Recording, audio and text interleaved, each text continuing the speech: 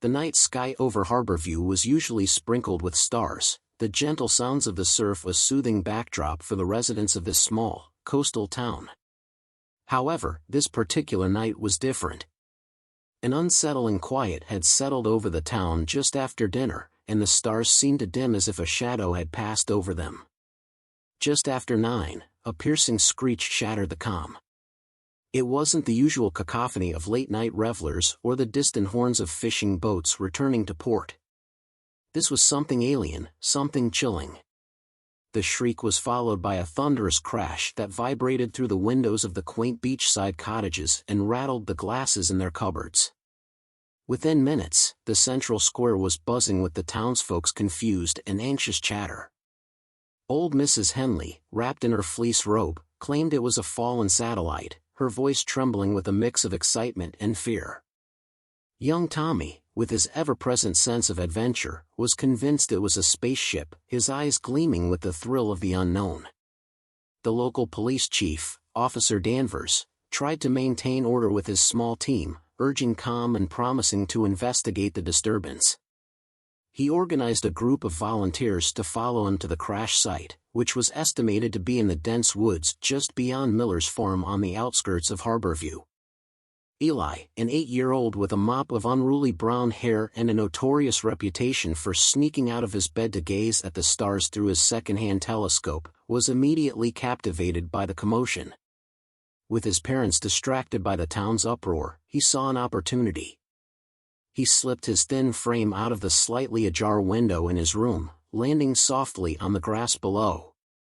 His heart was racing with both nervousness and excitement as he sprinted towards his secret hiding spot, a small clearing in the woods where he often lay to watch the skies. As he approached the edge of the forest, the air grew thick with the scent of burnt ozone, a tangy sharpness that made his nose wrinkle. The normal chorus of frogs and crickets was eerily absent. He pushed forward, driven by a mix of fear and curiosity, his small flashlight barely cutting through the dense fog that had begun to settle. When Eli finally reached the clearing, he gasped. There, in the middle of the charred grass, lay a massive, smoldering object. It was unlike anything he had ever seen, metallic with an iridescent sheen, covered in symbols that glowed faintly in the moonlight. It was partially embedded in the ground, having carved a deep gouge in the earth as it landed. Eli edged closer, his flashlight trembling in his hand. He could feel the heat radiating from the object, and a soft hum, almost a whisper, seemed to emanate from its core. Transfixed, he didn't notice the figure approaching from behind until it was almost too late. A hand landed on his shoulder, making him jump with a start.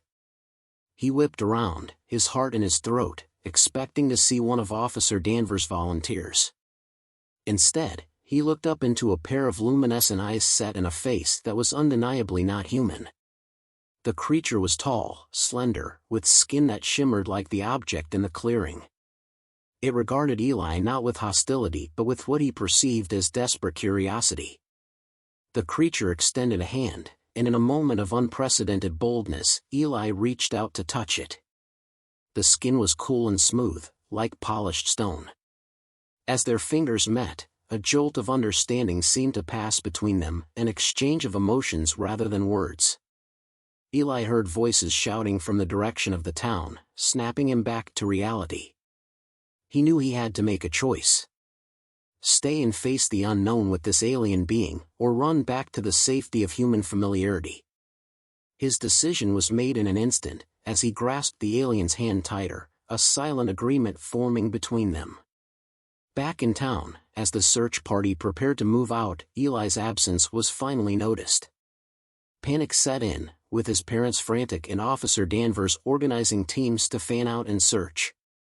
Little did they know, Eli was already far beyond their reach, stepping into a story bigger than anything Harborview had ever seen. The flicker of torchlights danced across the forest, casting long shadows that merged with the dark. Officer Danvers led the way, his face set in grim determination as the group made their way through the thick underbrush. The night air was heavy with tension and the lingering smell of scorched earth. Eli's parents, Sarah and Michael, were right behind him, their worry palpable. Every rustle in the bushes, every snap of a twig underfoot seemed to heighten their anxiety. They called out Eli's name repeatedly, their voices echoing eerily through the trees. Meanwhile, Eli stood silently next to the alien, hidden in the dense foliage just a short distance from the crash site. The creature had guided him away from the clearing with gentle but firm urgency, as if understanding the imminent danger of being discovered by the approaching humans. It communicated with Eli not through words but through an intuitive, emotional connection that the boy felt deep within his chest, an odd, pulsating warmth that was both comforting and overwhelming. The alien introduced itself in Eli's mind as Lasara. She was a scout from a distant galaxy, sent to Earth on a reconnaissance mission that had gone awry. Her ship, damaged during entry into Earth's atmosphere, had crash-landed far from her intended destination. Now, with her ship incapacitated, Lasara was vulnerable, alone, and far from home. The emotional exchange was vivid and detailed, filled with images of star maps, strange worlds, and her people, a race of beings who valued knowledge and exploration. As Lasara shared her story, Eli's initial fear dissolved into a profound sense of wonder. He felt a deep sympathy for her plight, his innate curiosity about the universe intertwining with his new friend's desperate situation. Eli learned that Lasara's people did not understand human language, but they could connect emotionally, which is how they navigated interactions with other sentient species. Back at the search party, frustration was mounting. The dense fog and the rugged terrain made the search difficult, and there was no sign of Eli. Officer Danvers, realizing the severity of the situation, decided to call in additional resources. He radioed the station to request aerial support, hoping a helicopter could spot Eli from above. Eli, unaware of the intensity of the search, was learning more about Lasara's culture. Her world was one of vast oceans and floating cities, a stark contrast to the wooded landscapes of Harborview. She explained that her mission was to observe and collect data on Earth's biodiversity, a mission now compromised by her ship's damage and her accidental encounter with a human child. As the night deepened, Lasara sensed the approaching danger of discovery. She knew that if she were found by the humans, it could lead to catastrophic misunderstandings. Her people were pacifists, and she feared harm might come both to her and to Eli if her presence was made known. She decided it was time to move to a more secure location. With a gentle nudge, she urged Eli to follow her deeper into the woods. Eli hesitated, torn between his loyalty to his family and his burgeoning friendship with Lasara. Sensing his conflict, Lasara projected feelings of reassurance and urgency. She promised Eli that she would protect him and that he could help her repair her ship if they could reach it safely. Moved by her plea, Eli agreed, and together, they ventured further into the shadowy forest, away from the lights and voices of the search party. As they moved, Lasara taught Eli how to mask their tracks and muffle their sounds, skills essential for survival on her home planet. The forest around them seemed to come alive with nocturnal creatures, their eyes glinting in the dark, their calls a haunting melody. Eli, his mind racing with thoughts of outer space and interstellar adventures, felt a thrill like never before. He was part of something extraordinary, something far beyond the small world he had always known. Meanwhile, at the edge of panic, Sarah and Michael felt each passing minute stretching into an eternity. Their son, out there in the dark with something unknown, was too much to bear. Clutching each other's hands, they followed Officer Danvers, the beams from their flashlights cutting through the darkness, a beacon of hope against the overwhelming fear that gripped their hearts. Eli and Lasara pushed deeper into the wilderness, the terrain growing increasingly treacherous under the cloak of night. Their only guidance was the glow of Lasara's bioluminescent skin, casting a soft, ethereal light that bobbed gently with each step she took. The dense forest canopy above filtered the moonlight into mere slivers, creating a mosaic of shadows and light on the forest floor. Lasara was heading toward a hidden enclave she had scouted earlier, a natural cave system she believed would provide the necessary shelter and security for both her and Eli. As they traveled, Lasara shared more about her species' ability to interact with different life forms. She explained that her kind could sense the emotional and biological energies of other beings, which helped them in their role as explorers and scholars of the cosmos. Eli, absorbing every word, asked countless questions. His young mind was alight with the excitement of alien life forms and the vastness of space. He learned about the complex ecosystems of Lysara's planet, where flora and fauna communicated through bioluminescent signals, creating a symphony of light every night. Lysara explained that her own luminescence was a form of expression and communication in her world, much like facial expressions and body language on Earth. After what seemed like hours, they arrived at the mouth of the cave. The entrance was hidden by thick undergrowth and the remnants of a fallen tree, making it invisible to anyone who didn't know exactly where to look. Lysara, with a gentle touch to Eli's shoulder, signaled that this was to be their hiding place. They crawled inside, the cool, musty air of the cave enveloping them as they moved away from the entrance. Inside, the cave widened into a spacious chamber, the walls glistening with moisture and the occasional glint of mineral deposits. Lysara pointed towards the back of the cave, where the faint outline of her ship was visible. It was much smaller than Eli had imagined, no larger than a small car, shaped like a teardrop and constructed of a material that shimmered even in the dim light of the cave. As they approached the ship, Eli's attention was suddenly drawn to a soft, rhythmic pulsing sound. It was coming from the back of the cave, beyond the ship. Lysara sensed his curiosity and hesitated. She communicated a mix of caution and fear, emotions Eli felt as a cold wave washing over him.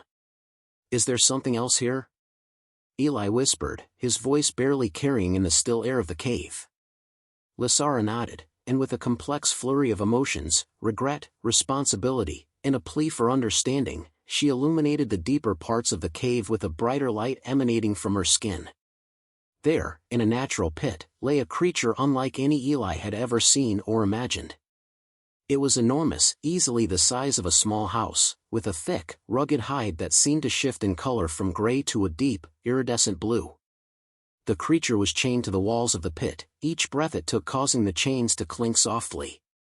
Its eyes were closed, and it seemed to be in a state of deep rest or perhaps sedation. "This is why I am here," Lysara's voice echoed in Eli's mind. "This creature, we call it a behemoth. It was to be studied, to learn from its unique biology. But when our mission was compromised, it awoke from stasis unintentionally. We must keep it calm, Eli. Its emotions are powerful, capable of affecting the environment. That's why we feed it calmness and peace." Eli stared in awe and horror, the reality of the situation setting in. The behemoth, though currently passive, represented a significant danger if it were to awaken fully and panic. He realized then the gravity of Lysara's mission and the peril they both faced. "We need to repair my ship," Lysara continued, "so we can transport the behemoth back home. It cannot survive here, it's not meant for your world. And if it is discovered by your people in fear, they might hurt it, or it might hurt them." Determined to help, Eli nodded. "What do we need to do?" he asked, his fear now mixed with a resolve to save both the behemoth and his new friend. Lysara smiled, a glow of appreciation radiating from her. "First, we need to gather materials to repair the ship. I can guide you on what we need and where we might find them." As they set about planning their next steps, back in town, the search for Eli intensified. Helicopters whirred overhead, sweeping the forest with powerful searchlights, their beams cutting through the night like swords. But deep in the cave, hidden by rock and shadow, Eli and Lysara began their work, the fate of the behemoth resting in their hands. The cave was quiet except for the occasional stir from the sleeping behemoth. Its breaths were deep and slow, causing the chains to echo softly within the stony chamber. Eli watched the creature with a mix of fascination and sadness, the gentle rise and fall of its massive body painting a picture of a beast in unjust captivity.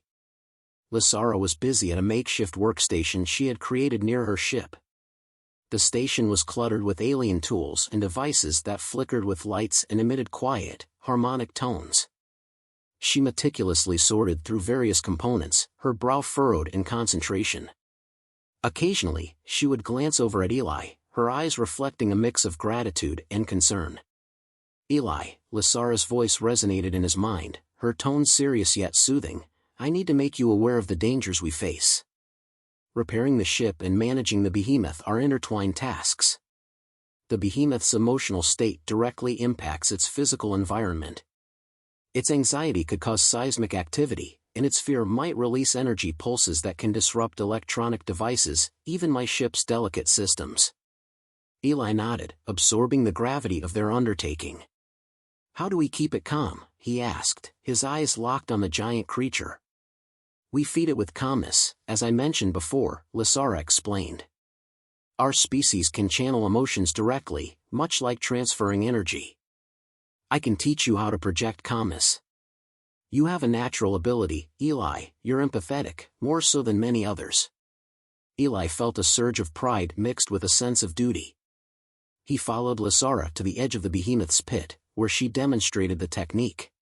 Closing her eyes, she held her hands out towards the behemoth, her body glowing slightly. Eli did the same, trying to empty his mind and think of peaceful, serene thoughts, the quiet of the forest at dawn, the gentle lapping of the waves at Harborview Beach. As he focused, he felt a warmth spreading through his chest, a tangible manifestation of peace flowing outward. To his amazement, the behemoth stirred slightly, its breathing growing even deeper and more rhythmic. Its color shifted, the dark tones brightening to a softer blue that pulsed gently. You're doing it, Eli, Lysara encouraged. You're projecting calmness. Encouraged, Eli continued, feeling a growing connection to the creature. As they worked, Lysara explained more about their mission. Our exploration missions are peaceful, we observe, we learn, and we share knowledge. The behemoth, like all beings, has a role in our understanding of the universe. When we return it home, it will live freely, as it should. Your world is not equipped to handle or understand such creatures, which is why it must not be discovered. Eli understood the importance of their secrecy. As the night progressed, Lysara showed Eli how to use her tools to begin repairs on the ship. They needed a specific alloy that was rare on Earth but necessary for the ship's hull integrity. Lysara had detected deposits of this alloy in the surrounding area, likely drawn to Earth by the same cosmic forces that guided their exploration. Together, they formulated a plan to retrieve the alloy. They would need to venture out at dawn, when the search parties would likely be regrouping and the forest less watched. Eli was quick to agree, eager to help not just Lysara but the gentle giant that had unwittingly become his charge. Meanwhile, in Harborview, the search for Eli had become a town-wide effort. The community, tightly knit and driven by a collective concern for the young boy's safety, organized teams to comb through the woods in shifts. Sarah and Michael, fraught with worry, were at the forefront, barely resting, fueled by desperation and hope. Flyers with Eli's picture were distributed, and local media picked up the story, casting a wider net to help in the search. As the first light of dawn touched the sky, painting it with streaks of pink and gold, Eli and Lysara prepared to leave the cave.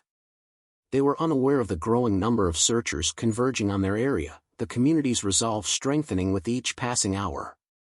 The day ahead would be crucial, their actions potentially altering the course of not just their lives but of two intertwined worlds.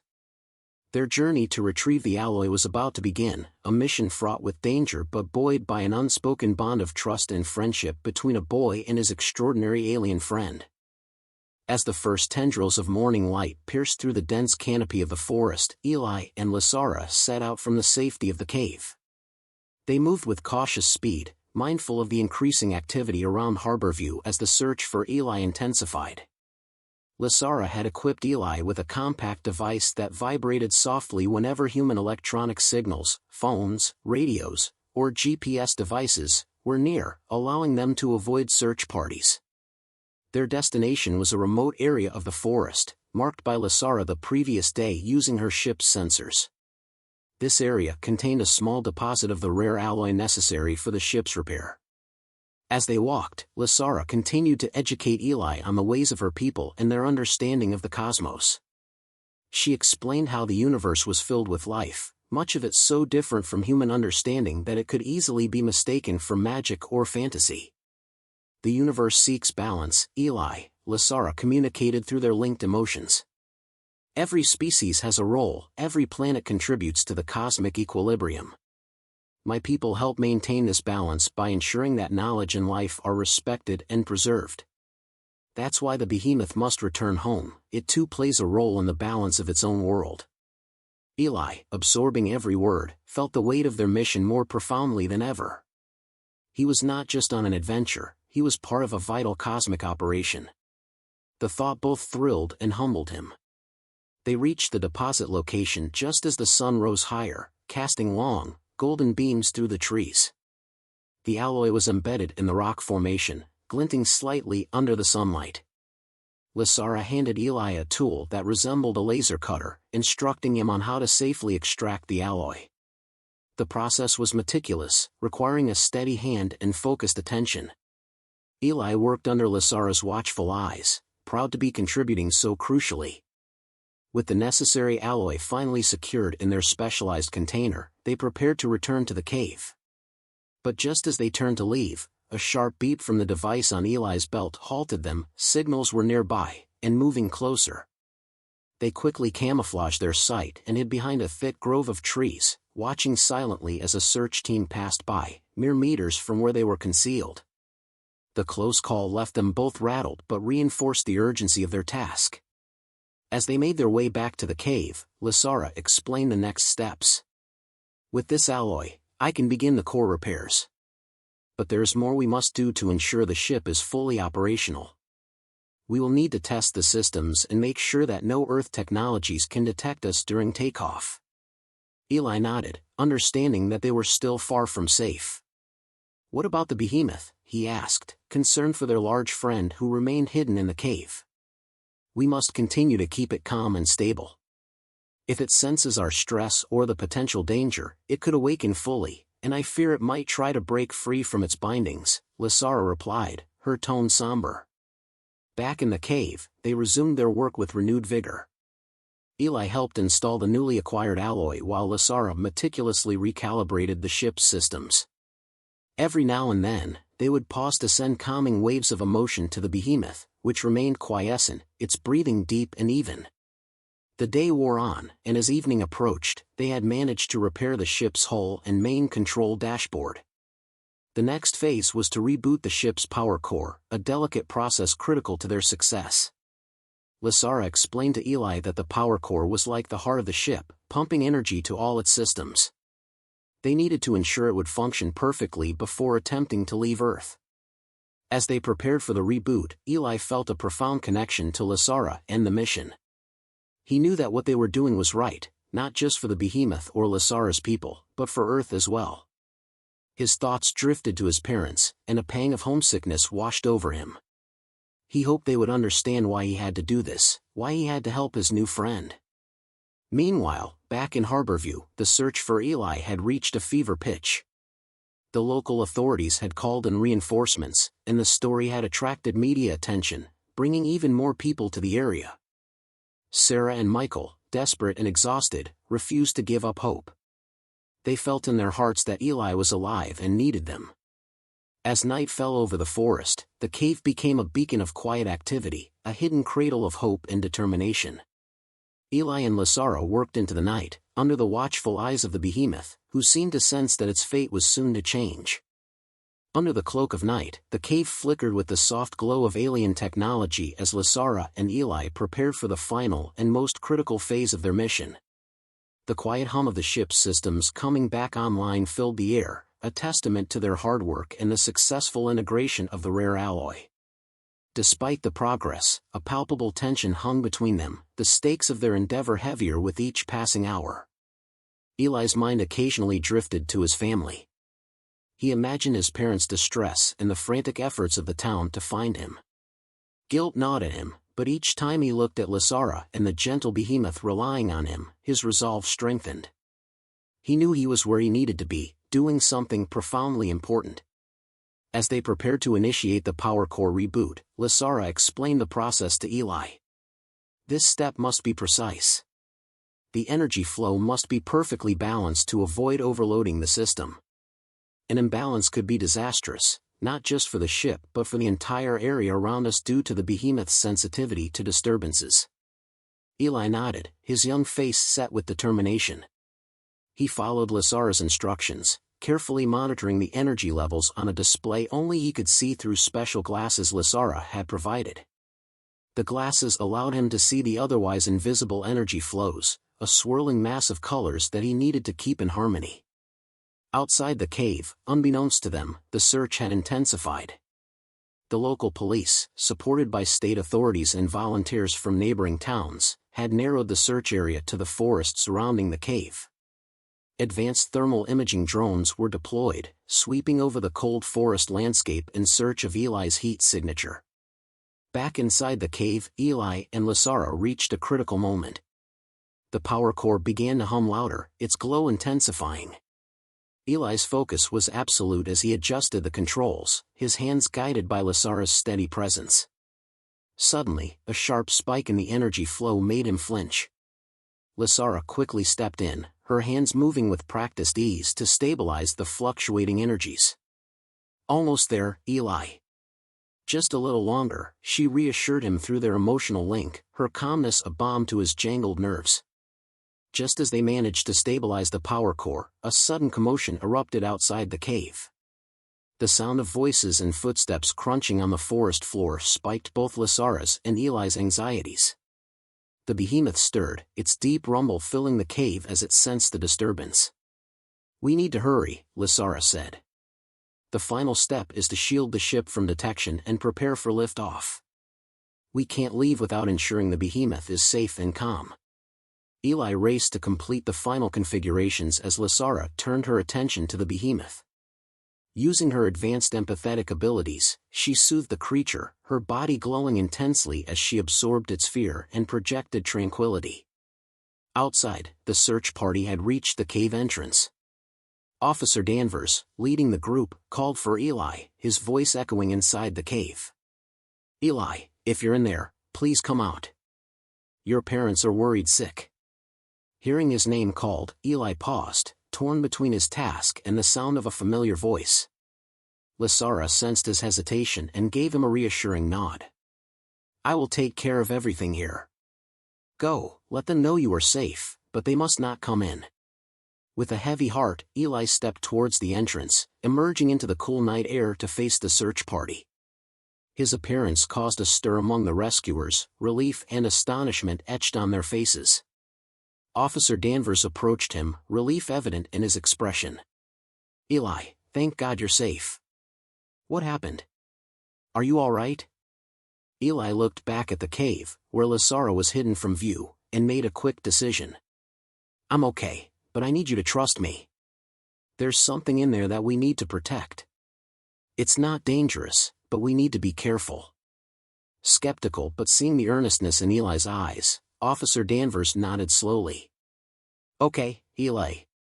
We'll do this your way. What do you need from us?" As Eli explained the situation, ensuring to keep the details vague to protect Lasara and the behemoth, arrangements were quickly made to secure the area. The community, led by Eli's insights and assurances, shifted from a rescue operation to a protective stance, guarding the cave while Lasara completed her preparations for departure. Inside the cave, Lasara worked with focused intensity, finalizing the preparations for liftoff. The ship's engines began to whir softly, a sign that it was time to leave. She communicated one last burst of gratitude and farewell to Eli, promising that his bravery and kindness would be remembered among her people. As the ship silently lifted off, disappearing into the night sky with barely a trace, Eli watched, a mix of sadness and pride swelling in his heart.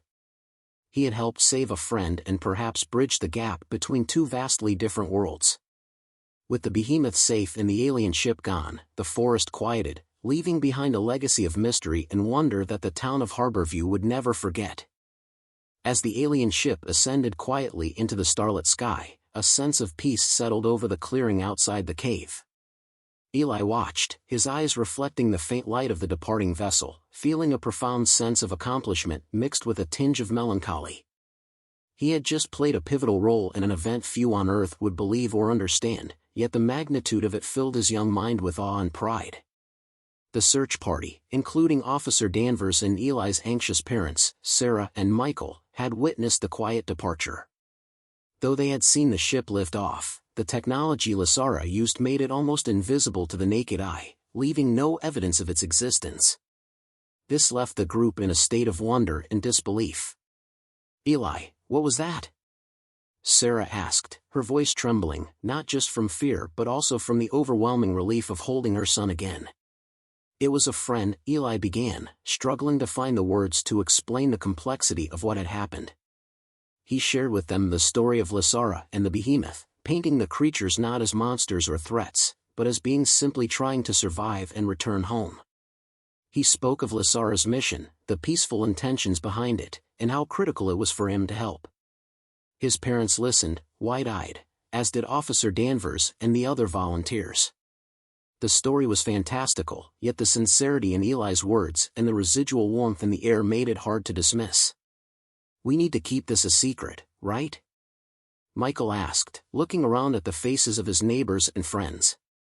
"For Eli's safety, and maybe for all of ours." There was a unanimous agreement among the group. Whatever had happened here was extraordinary, and protecting Eli meant keeping the details under wraps. The community, tightly knit and protective of its own, had no trouble agreeing to keep the night's events confidential. In the weeks that followed, life in Harborview slowly returned to normal. Eli resumed his daily routines, but the experience had changed him. He often sat by the window at night, staring thoughtfully at the stars, wondering about Lysara and the vast, unexplored cosmos. His parents observed these quiet moments, sensing their son's growth and his deepened understanding of the universe. At school, Eli's teachers noticed a newfound maturity and a keen interest in subjects related to space and physics. He approached his studies with an enthusiasm that was infectious, often sharing facts about space and theories of life on other planets. While he never divulged the true story, his passion for astronomy became a defining trait. The secret of that night also brought the community of Harborview closer together. Shared experiences, especially those of a profound and mysterious nature, have a way of weaving bonds that are not easily broken. The town was now marked by a collective sense of guardianship and pride, having been part of something truly extraordinary. As the anniversary of the event approached, the town planned a quiet celebration of Harborview Night, ostensibly to commemorate a meteor shower that had been visible that night a year ago. The residents knew the deeper meaning behind the celebration, and the night was filled with quiet winks and knowing smiles. Eli, standing beside his parents and Officer Danvers, looked up at the sky as the townsfolk mingled around, the atmosphere light and festive. He felt a gentle squeeze from his mother, her way of acknowledging the journey they had all been through. Meanwhile, far beyond Earth's atmosphere, Lysara completed her mission report, detailing the unexpected complications and the extraordinary assistance she had received from a human child. Her superiors were impressed by the account, intrigued by the emotional capabilities of humans, and proposed a further, more formal study of Earth, ensuring to approach with the same peaceful curiosity that Lysara had. Back on Earth, Eli knew nothing of these developments, but he often thought about Lysara and hoped she had made it back safely. He wondered if she looked up at her star from another world and remembered Earth, just as he looked up at the stars and remembered her. Eli's adventures had sparked not only a profound interest in space but had also planted the seeds for his future career. He dreamt of becoming an astronaut or a scientist, driven by a desire to explore the unknown and perhaps, one day, reunite with Lysara. As Harborview continued to thrive under its newfound unity and secrecy, Eli grew up inspired by the stars and the silent promise of the night sky, forever changed by the night he met a visitor from another world. His experience was a testament to the fact that sometimes, the most extraordinary adventures can come from the most unexpected encounters, binding the vastness of space with the intimacy of human connections.